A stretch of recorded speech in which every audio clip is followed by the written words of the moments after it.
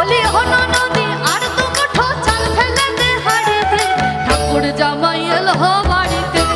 ও ননদি ঠাকুর জামাই এলো বাড়িতে, ও ননদি ঠাকুর জামাই এলো বাড়িতে, ও ননদি ঠাকুর জামাই এলো বাড়িতে।